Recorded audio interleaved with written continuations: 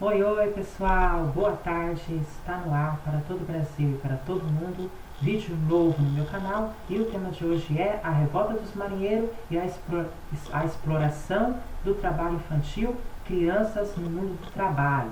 Então fique aí, não saia daí que você vai ficar hoje por dentro da história. Bom, começo aqui então falando a revolta dos marinheiros. No início do século XX, grande parte do efetivo da Marinha Brasileira era formada por pessoas pobres, muitas delas recrutadas entre ex-escravos e seus descendentes. Para os oficiais, a disciplina da corporação só podia ser mantida com a mesma violência física aplicada antes nas grandes fazendas escravocratas. Os castigos corporais incluíam chibatada, palmatória e prisões a ferro. A situação provocava revoltas contínuas entre os marinheiros. O clima agravava-se ainda mais com as notícias que chegavam de rebeliões na Marinha Britânica, que foi de 1903 a 1906, e da revolta do encouraçado Potemkin, na Rússia, em 1905. Então, por que os marinheiros se revoltavam? Por causa da maneira que os oficiais tratavam as pessoas pobres, entre eles escravos e seus descendentes, que eram os castigos corporais. E agora eu vou estar falando aqui do início do movimento. O estopim da revolta foi a punição do marinheiro Marcelino Menezes, que recebeu 250 chibatadas, aplicadas pelo comandante do encouraçado Minas Gerais, diante de toda a tripulação. No dia 22 de novembro, por decisão unânime das lideranças, eclodiu a revolta da chibata. Em pouco menos de uma hora, os marujos tomaram o encouraçado Minas Gerais, agiram sob a liderança de João Cândido Felisberto, um marinheiro filho de ex-escravo que desde os 14 anos trabalhava na corporação. Logo depois, eles receberam apoio dos encouraçados São Paulo, Bahia e Deodoro. Então, o início do movimento vai se tratar da revolta da chibata. E como que foi a revolta da chibata? A revolta da chibata eclodiu com 250 chibatadas e como punição que o marinheiro Marcelino Menezes recebeu.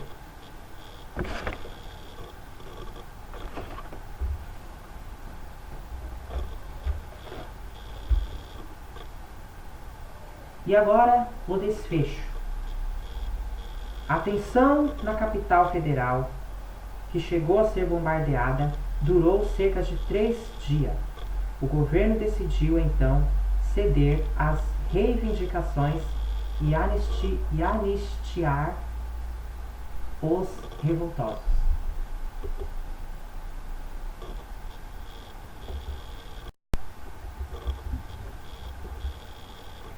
No entanto, dos rebeldes, o governo voltou atrás e ordenou a expulsão dos principais líderes da revolta. Nesse clima conturbado, estourou uma nova rebelião, agora de fuzileiros navais.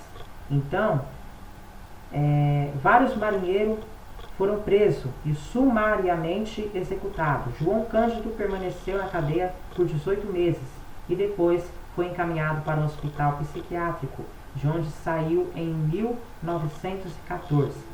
Muitos outros marinheiros foram levados para a Amazônia, obrigados a trabalhar na extração do látex ou na instalação de linhas telegráficas. Terminava assim uma revolta que revelava as mazelas da sociedade brasileira, marcada pela escravidão, por conflitos étnicos e pela pobreza de grande parte da população. A rebelião de fuzileiros navais foi com o retorno dos rebeldes à vida civil. Vale ressaltar que antes disso acontecer, o governo decidiu então ceder às reivindicações e libertar os revoltosos. Só que isso não aconteceu, pois o governo mudou de ideia.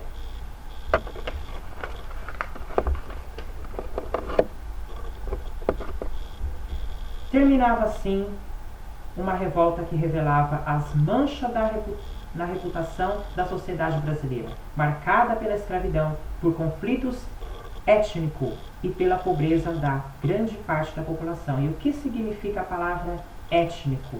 Se refere que está relacionado à sua cultura. É uma pessoa que tem cultura, é uma pessoa que possui uma religião, né? Que frequenta uma religião. A pessoa, independente da sua língua, modos de agir, né? Então, cultura, religião, língua, modos de agir, etc., se refere a étnico. Uma pessoa étnica é uma pessoa que possui uma cultura, uma religião, uma língua e tem bons modos, né? Uma pessoa que tem modos de agir e que sabe se portar na sociedade. Então, pessoal, agora falta falar da exploração do trabalho infantil, crianças no mundo do trabalho. Esse é o segundo tema de hoje. Então vamos lá, exploração do trabalho infantil, crianças no mundo do trabalho. Na época da Revolução Industrial, a exploração do trabalho dos operários tornou-se uma fonte de enormes lucros para os capitalistas.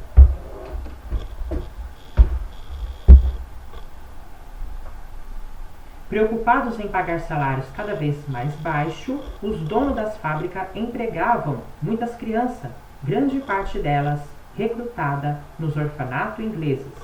Passados mais de 200 anos, a exploração do trabalho infantil ainda é muito praticada em diferentes regiões do mundo, principalmente em países de industrialização mais recente, que é o Brasil, que é o caso do Brasil. Em todo o mundo, várias organizações oficiais e não oficiais dedicam-se a combater a exploração do trabalho infantil. No entanto, apesar da ação dessas entidades e do controle de muitos governos, crianças continuam deixando os brinquedos e a escola para dedicar-se ao trabalho. Conheça. Então vamos lá. Na época da Revolução Industrial, a exploração do trabalho dos operários tornou-se uma enorme fonte de lucro aos capitalistas. Então, o que eles pensaram? Vamos empregar muitas crianças, grande parte delas vamos recrutar dos orfanatos ingleses. Em todo o mundo, várias organizações oficiais e não oficiais dedicam-se a combater a exploração do trabalho infantil, que é o que eu acabei de falar na leitura. E as crianças acabam deixando seus brinquedos, deixando a escola para dedicar-se ao trabalho. Conheça agora um pouco mais da história do trabalho infantil na Inglaterra nos primeiros tempos da industrialização. Crianças no campo. Nas áreas rurais, os meninos começavam a trabalhar desde muito pequeno, ajudando os pais nas tarefas diárias. No entanto, ao contrário do trabalho repetitivo das fábricas, as atividades no campo envolviam diferentes tarefas: semeadura, ordenha das vacas, construção de estábulos e galinheiros, alimentação dos animais. As meninas ajudavam em casa a preparar o pão e a comida. No fim da tarde, a família se reunia para o jantar. E, principalmente no inverno, as pessoas podiam conversar durante horas, aproveitando para realizar outras tarefas como fiar, tecer, fabricar calçado, mesa e outros artigos. As festas e as feiras de mercadores eram momentos esperados pelas famílias, ocasião em que podiam encontrar pessoas diferente e se divertir. Nas áreas rurais, os meninos começaram a trabalhar desde muito pequeno, ajudando os pais nas tarefas diárias. As atividades do campo que está envolvido. O que é que está envolvido no campo? Quais são as atividades do campo? semeadura, ordenha das vacas, construção de área coberta onde se abriga o gado e galinheiros, alimentação dos animais, etc. E das meninas? Qual era a atividade que as meninas desempenhavam? Elas ajudavam em casa a preparar o pão e a comida, enquanto os meninos trabalhavam no campo. Então é isso. Os meninos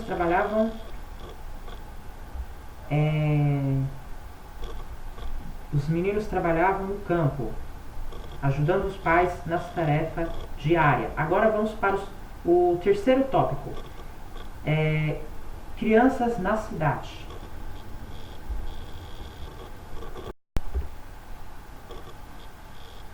Nas cidades, a vida das crianças mudou completamente. Primeiro, o tempo de convívio na família diminuiu, pois as longas jornadas de trabalho impediam que pais e filhos pudessem desfrutar dos momentos de conversa que tinham no campo.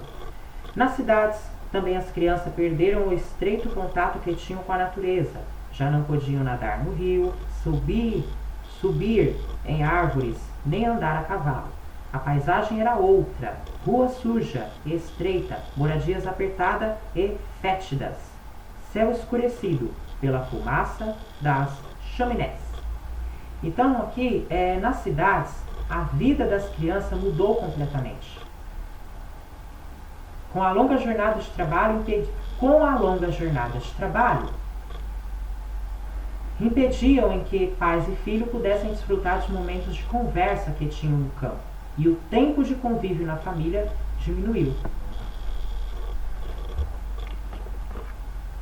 Agora, crianças na fábrica. Inicialmente, só as crianças abandonadas em orfanato eram entregues aos patrão para trabalharem como aprendizes na fábrica ou nas minas. Com o tempo, crianças que tinham família seguiram o mesmo caminho. As crianças começaram a trabalhar por volta de 6 anos de idade. O trabalho era monótono e muito cansativo, e o salário correspondia em média à quinta parte do que era pago aos adultos. O turno de trabalho normalmente se estendia das 5 horas da manhã até as 7 horas da noite, ou seja, as crianças trabalhavam 14 horas por dia. Acidentes de trabalho e doenças decorrentes das condições insalubres das fábricas ocorriam com frequência. Muitas crianças perderam dedo, mãos ou braço nas fábricas inglesas.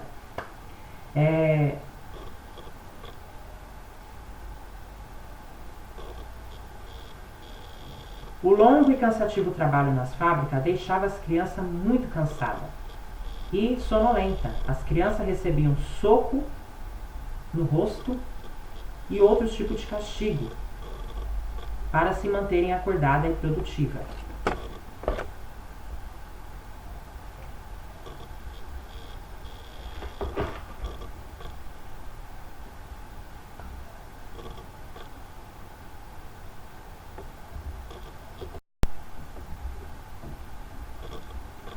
Vamos lá, castigo nas fábricas.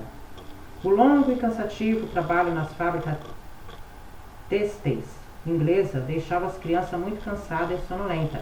Quando diminuíam a velocidade de suas tarefas, as crianças recebiam soco e outros tipos de castigo para se manterem acordadas e produtivas. Em algumas fábricas, os supervisores a mergulhavam em cisterna, de cabeça para baixo, para que não adormecessem. Também havia castigo para as crianças que chegavam atrasadas ao trabalho ou que conversassem durante as atividades.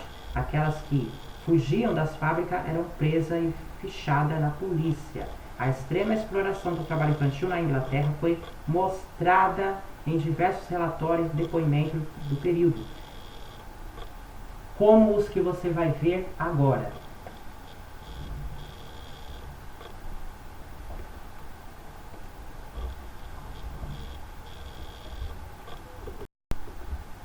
Então, gente, só para ressaltar que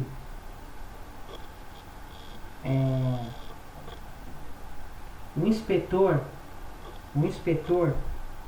ele dizia para a criança: venha aqui, entre aspas. Em um canto do quarto havia um poço cheio de água. Ele levantava o menino pelas pernas e o afundava.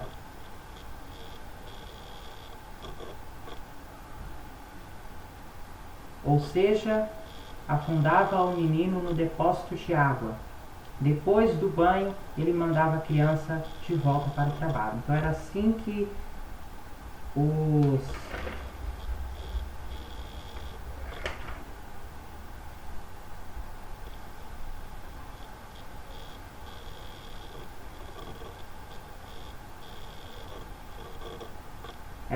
supervisores tratavam as crianças, né? Então vamos lá.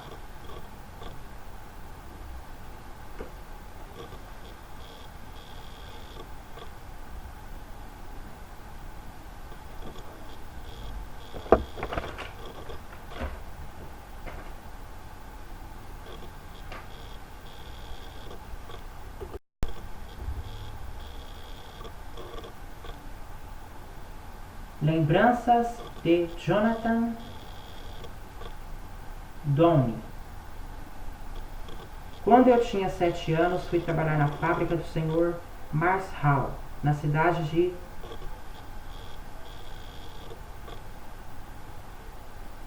Shrewsbury. Não sei falar direito. É uma palavra em inglês. Shrewsbury. Cidade de Shrewsbury. Se uma criança estava sonolenta, o inspetor tocava no ombro da criança e dizia: "Vem aqui." Em um canto do quarto havia uma cisterna cheia de água, que no caso aqui, né, que nem uma cisterna, é um depósito, né, cheio de água. É algo assim subterrâneo, que era onde guardavam as águas,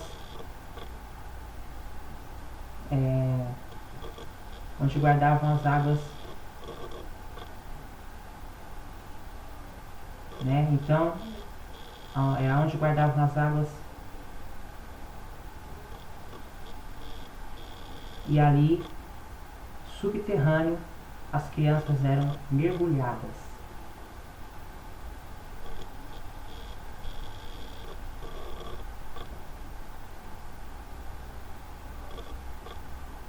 Ele levantava o menino pelas pernas e o imergia na cisterna. Depois do banho, ele mandava a criança de volta para o trabalho.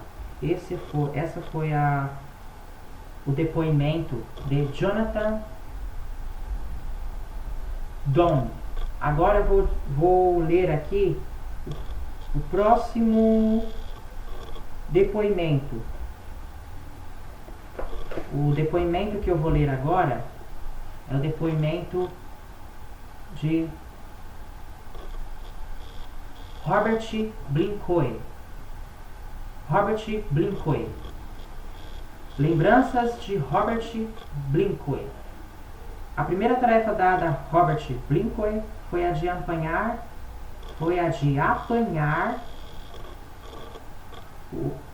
o algodão que caía no chão, embaixo do tear mecânico. Aparentemente, nada poderia ser mais fácil, mas ele estava muito apavorado pelo movimento giratório e pelo barulho da maquinaria. Ele também não suportou o pó e a fumaça que o deixavam sufocado. Ele logo se sentiu doente e constantemente parava de trabalhar, pois suas costas doíam de tanto agachar. Blincoe achava que era livre para sentar e descansar, mas logo descobriu que isso era estritamente proibido nas fábricas têxteis. O seu inspetor, Sr. Smith, lhe disse que tinha que ficar em pé. Então aqui são relatos, são depoimentos de crianças, algumas, né, que deixaram seu depoimento, de crianças que sofreram no trabalho infantil. E falta o último para encerrar, que é as lembranças de John Birley. Nosso turno era das 5 da manhã até as 9 ou 10 da noite, e no sábado até as 11 e frequentemente até as 12 horas da noite. e ainda nos faziam vir no domingo para limpar a maquinaria. Não se podia sentar depois do jantar. Não tinha tempo do café da manhã e não nos davam nenhum tempo para tomar chá. Nós chegávamos à fábrica às 5 horas da manhã e trabalhávamos até aproximadamente às 8 ou 9 da noite, quando nos traziam o nosso café da manhã, que consistia em mingau de aveia com bolo e cebola para dar mais sabor à comida, e o jantar consistia em bolo de aveia e leite. Nós bebíamos o leite e com o bolo em nossa mão voltávamos a trabalhar sem sentar. Olha como que era o sofrimento, né, das crianças que não tinham nem liberdade para tirar o seu horário de almoço, não tinham nem liberdade para tirar o seu horário do café, né, por direito, né? Eles trabalhavam como escravos. As crianças já começavam a ser escrava desde cedo. Então é isso, pessoal. Esse foi o tema de hoje. Espero que vocês tenham gostado. Se você não é inscrito no canal, se inscreve no canal, ativa o sininho para receber todas as notificações. Já deixa o seu like e até amanhã. Tchau. Bom feriado e até amanhã.